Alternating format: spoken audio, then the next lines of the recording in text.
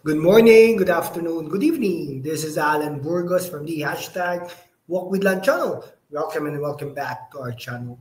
Guys, if you are not yet subscribed to our channel, please do it so now so that you can be a part of this growing family. Officially, we are now almost 10,000 subscribers. We are now, to be exact, 9,487 subscribers. Thank you so much guys. God bless you all. At malapit na po tayo sa 10,000 subscribers milestones. Maraming salamat po sa inyong lahat. Mahal na mahal ko po kayo. Okay, siguro po pag-usapan po natin dyan yung sa Maynila po, no? Ito, meron po isang congressman na dating kasamahan ni Yorme Isko Moreno na si Valeriano, no? Si Valeriano po ay hinamon, no? Hinamon ni Isko Moreno, hinamon si Isko Moreno. Okay? Ng lie detector test. Nako. Si Congressman Roland Valeriano kasama niya syempre sila Hani Lacuna at Yul Servo, ito hindi po taga Tondo pero nagka-proyekto sa Tondo. Hindi po natin alam bakit po. Okay, humingi daw po ng tulong si Mayora Hani Lacuna. Yan po ang ginagawa, no? Kahit po ang Pasig, ganyan ang ginagawa. Anyway, hinamon ni Manila Congressman Roland Valeriano, 2nd District, no? Si Yorme Isko Moreno sa lie detector test bilang reaksyon sa isang video na ipinakita sa kanya kung saan ang dating mayor ay inakusuhan. Silang dating dalawa ni Representative Joel Chua na trinato siya ng hindi maganda. Ako, sa nasabing video, sinabi ni Moreno na siya at dating konselor Letlet Sarkal ay nakipagkita sa dalawang congressmen at sinabi umano ng dalawa sa kanya sa malakas na boses na ipagkakatiwala na lang nila ang posisyon sa pagka-alkalde maliban sa kanya. Nako po, yabang, no? Mayabang to dalawang to, no? Si Chua at Valeriano. Pansin ko lang po. Nanindigan sina Valeriano at Chua na walang ganong klaseng insidente na naganap sa meeting at idinagdag na naghiwalay-hulay silang maayos kung saan boss pa ang tawag nila kay Moreno. Nako po. Nang malaman niya na naglabas sa kanyang sariling bersyon ng meeting ni Moreno, sinabi ni Valeriano na nag-text siya kay Sarkal at tinanong ito kung ano nararamdaman niya na gumawa na sariling kwento si Moreno sa mismong harapan niya. Ano nasa isip mo, pare? Pag nagsisinungaling kaharap mo kasi kasama ka dyan, pero kung siraan kami, maayos tayo, naghiwalay ng gabing yun. Sabi ni Valeriano kay Sarkal na di sumasagot sa kanyang text. Nako po. Sina Valeriano at Chua ay dalawa sa 5 congressmen sa Maynila na nanatili kay Mayor Hani Lacuna, 6 lamang ang congressmen sa kabisera ng bansa.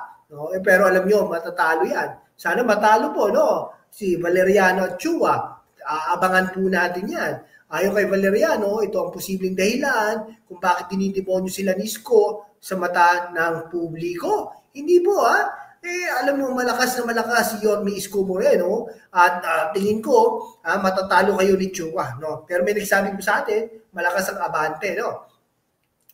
Pero yung kay Cheng, malakas din daw ang kalaban. Pero anyhow, sa kanilang bahagi, ang dalawang congressmen ay hayagan ang pagsasabi na sila ay naniniwala na si Lacuna ang mas karapat dapat na mamuno ng lungsod sa mga darating na panahon. Alam niyo po, pagpasensyahan niyo na po, Pero ang buong Maynila po, napakadumi. Hindi po maganda. Nakaikot po ako dyan, sa Maynila. No? Nung umuulan, nung umaaraw, napakadumi. Sobrang baho, sobrang panghi.